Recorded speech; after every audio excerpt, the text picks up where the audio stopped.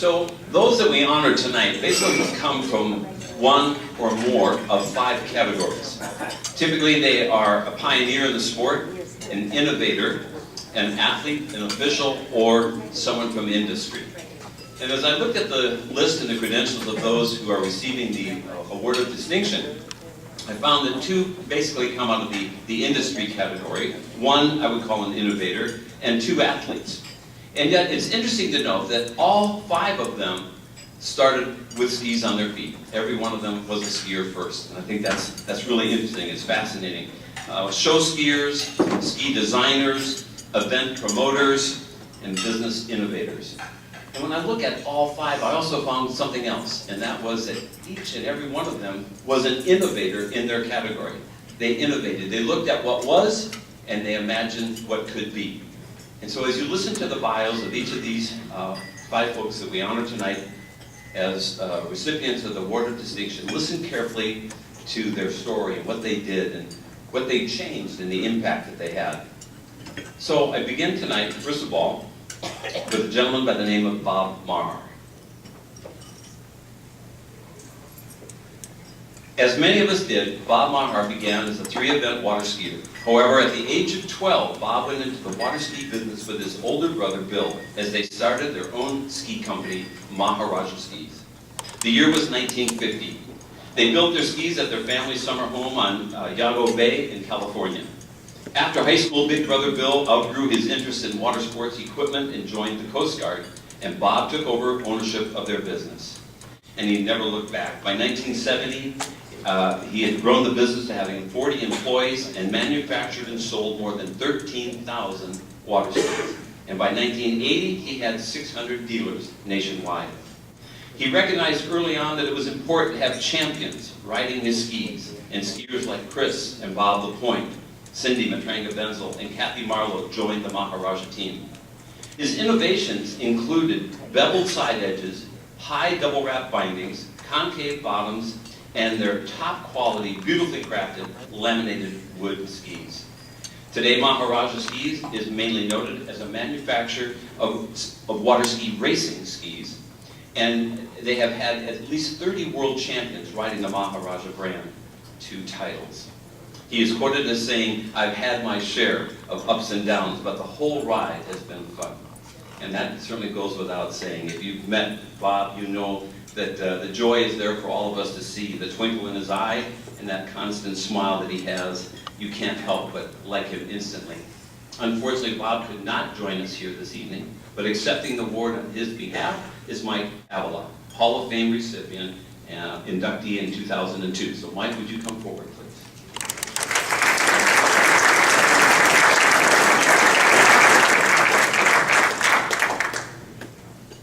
Good evening. Well, since Dave said all that stuff about Bob's bio, it kind of really wrecked my speech, but I'll try to ad-lib a little bit. It is truly an honor for me, a privilege, to accept this award for Bob Maher, because I love Bob Maher very much. He's a very, very dear friend of mine. My relationship with him goes back clear to I was 3 years old. I don't have any recollection of those times naturally, but I remember from about 9 and 10 when Bob started making speed skis for me, and I always remember that even as a kid, if I said I didn't like something, he always listened. Even if he didn't know what you were talking about, he would listen and he would talk back to you. His heart is enormous. It always has been enormous. But if you think about Bob's longevity in the sport, 61 years. So one of the things I was going to do here tonight is just for people that can't imagine, 61 years. So some of the things that happened here, 61 years ago, gas was 18 cents a gallon. A man's salary was $3,300 a year. An average home sold for $8,400 a year. The cost of a car averaged $1,200, and a stamp was 2 cents. The real big one is the Discover card was introduced as the very first credit card ever used. Today, we don't even use the dollar. At the time we had a president, Harry Truman, with true in his name. Today we have a president that couldn't find true if it hit him over his head.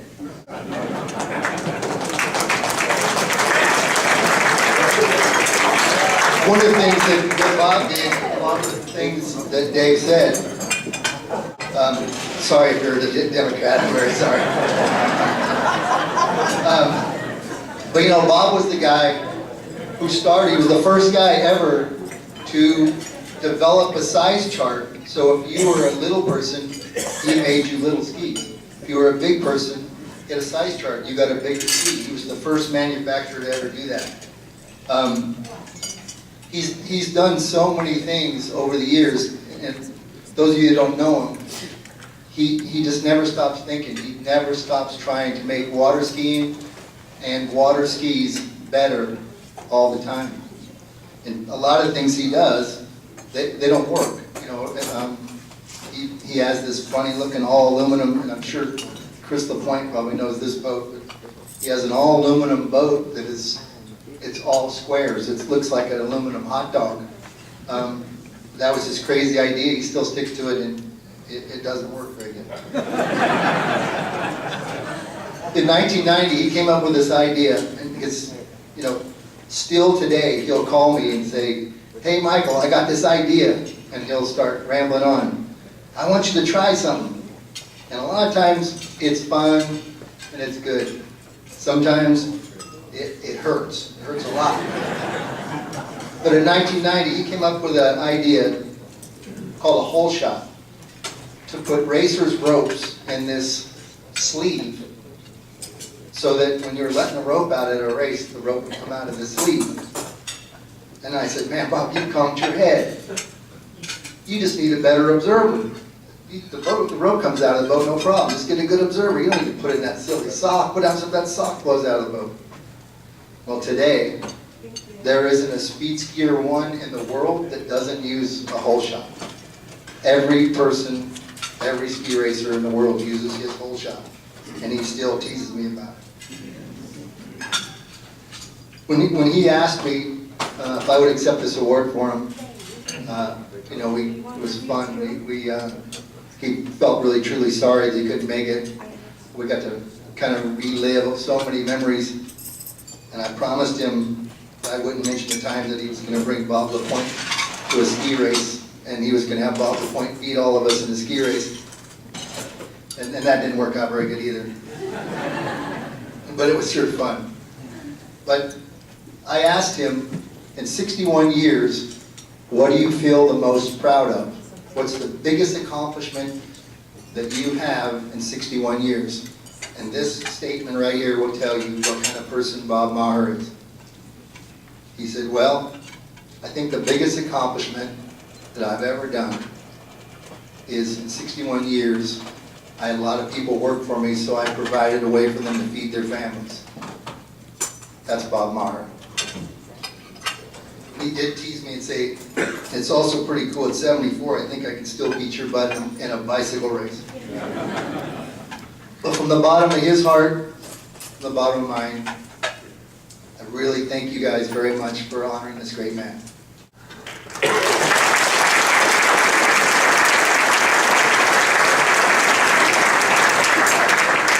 Larry Meddock's water ski industry career spans almost 40 years, beginning in 1973 as product manager with Medalist Water Sports, then as the Craft Boats, and continuing today as executive director of the Water Sports Industry Association. He served as an American Water Ski Educational Trustee from 1986 to 92, and chairman of the board from 1990 to 93. But it also should be noted that Larry was first of all a water skier, a jumper, and occasionally a barefooter. Occasionally. An early career highlight included work with Walt Disney Productions as a technical advisor for the original feature film Freaky Friday, a black and white silent movie that he did with Charlie Chan. Sorry, no, it was more recent than that, I'm sorry. Which involved coordinating water ski segments, water ski instruction, and high-speed boat maneuvers for over 25 boats and over 250 people, so it was really quite a project.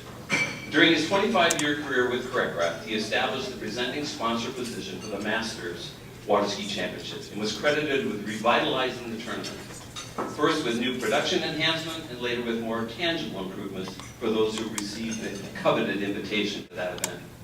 Most of those tangible improvements was the addition of television coverage, producing a show that aired on the Turner Broadcast Network, ABC Network, ESPN, and ESPN2, bringing water skiing into millions of households nationwide. One of those shows actually done live. Never before and never since. Probably the most notable improvement for the competitors was the addition of prize money. Larry was responsible for signing Rolex as a sponsor and aligned the exclusive nature of the Masters Championship with the exclusivity of owning a Rolex watch. Without this kind of creative marketing, the prize money would never have grown to the levels that it attained during Larry's time. Larry also introduced the Junior Masters competition, ski fly jumping, and wakeboarding as competitive disciplines at the Masters. In the early 90s, Larry also helped throw the total financial strength and support of Choreograph behind the World Water Ski Championships and other elite events on the world stage.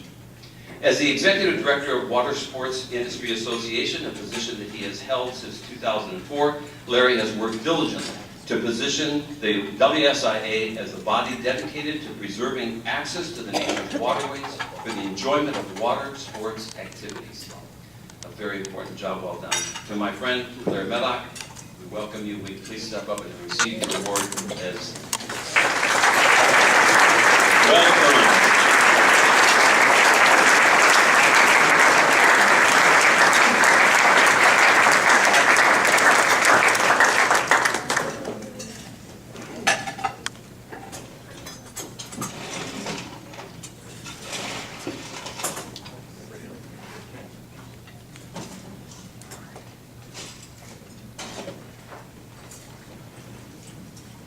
Thank you, David. God knows where you could have gone with 25 years of the Masters. I can tell you with certainty that I was talking to Carol the other day that I don't think I've missed very many of these. If I've missed any, it's maybe one or two, and I can assure you that sitting on the other side of this fence is a whole lot more comfortable. I thought it might be kind of fun to share just a very few quick stories, but I would like to recognize that how this thing all got started for me, and it goes way, way back to the early 70s. And I was working at a trade show in Chicago called the AFTMA, it's the American Fishing Tackle Manufacturers Association. It was a real thriller. And next to me, and I was a fledgling tournament water skier, and I really sucked. But I was a jumper, at least I thought I was. And I think I was hitting about 35, 40 feet back in the day. And the guy sitting next to me in the booth was the one and only Ricky McCormick. And if you're a fledgling water skier and Ricky McCormick is in the booth next to you, that's pretty special. And Ricky invited me, I probably invited myself, but Ricky invited me to Winter Haven if I ever had the opportunity. And I stayed at Ricky's house. The generosity of this man is special, and Rick introduced me to Don Thompson, and we got to go hang out together, and it was very, very special to me. So to be able to be here with Ricky and Don being inducted is really special. That really started my world. Carol, for those of you who don't know, this is one workaholic. She is special, and Carol, you deserve everything that these folks in this room can, accolades they can give you, and I thank you for the effort you put into this.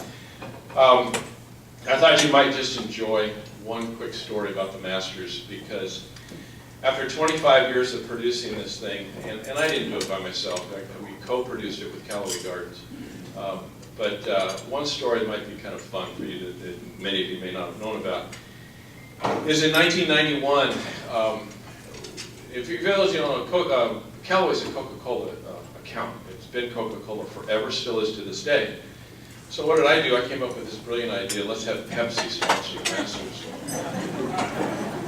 And back in that day, we were working with World Pub, and Terry Dorner had a relationship with Pepsi So I contacted Callaway, and Callaway had just gone through a management change, and there was a gentleman there that I approached, who was the president of Callaway, and I said, what do you think of the idea of doing a one-off event, having the Masters be sponsored by Pepsi? And I know it's a Coca-Cola account, blah, blah, blah, but that'd be really cool. And he said, okay. So I came back, and we contacted Pepsi, and we contacted World Pub, and I asked Terry Dorner if he'd go with me to Callaway to have our first planning meeting for the 1991 Masters. Terry said yes, and we walked into this man's room at the offices, the executive offices of Callaway. The man walked into the room and he said, I changed my mind, there is no Pepsi sponsorship. I turned around and walked out of the room. Now guys, I don't know if you've ever been in that kind of a business meeting, but when you have those, the whole world just kind of comes to a screeching halt. And I picked up the phone and I called Walt Balloon and I said, Walt, we got a problem. This was January, the Masters was going to be in May. I said, we just lost our title sponsor.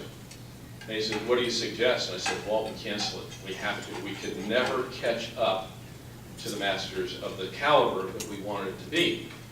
And he said, okay, do it. And so we put the word out and canceled it. That summer, we were sitting around. I was at the Western Regionals, I believe. And Walt had asked me, he said, Larry, what's it going to take to get it back? And I said, it just depends on how big a check we want to write. And I believe at the time, some of you athletes will do no better than I think we had already converted to professional.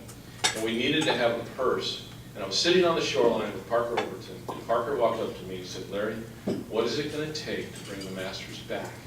And I said, Parker, it depends on the size of check you want to write. And I said, we'll match whatever it is you want to write. And Parker said, I'll write you a check for $70,000. Walt said, Larry, I'll match it with $70,000. And that was the year. We came back in 1992 with $140,000 seeding money to keep the Masters going at the level that we had become accustomed to. Just as a point of reference, my last year we had a budget of $550,000. So it did grow and we were able to take off, but that was a definition of a bad day when a man tells you that we're not going to do it. Last year when I was in the audience again watching this, I had somebody up, and I wish I could remember who said it, but he was a lot smarter than me, and he said that our successes stand on the shoulders of giants. And that really struck me. It really struck me is that we all sit in this room and we can pat ourselves on the back, but oftentimes we are standing on the shoulders of giants. So I thought I'd look it up. And it's credited to Sir Isaac Newton, but it turns out if you read a little further, it goes back to a man that's authored, they say, of John of Salisbury. This was in the 12th century.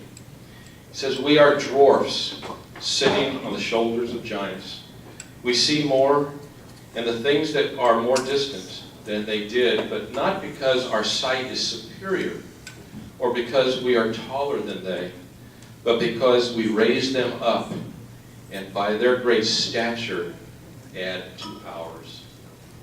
And guys, as I look in this room, I see a bunch of giants. I see a whole room full of giants, and I've had the privilege of standing on the shoulders of many in this room. I'd be remiss if I told you that Walt Balloon is the biggest set of shoulders I've ever stood on. I've had others. Paul Gertie, my good friend, was with me every time at the Masters. I think he missed it only once or twice. He is a giant. But there are so many more. I've mentioned Ricky and Don. There's so many more that I've had the privilege to work with. Sammy Duvall, my great competitor representing the other team. Sammy and I have become great friends now, working in a totally different industry in parasailing. So it's truly a pleasure here, but the strongest and the broadest shoulders of all has been my family and my wife and my kids. Thank you very much.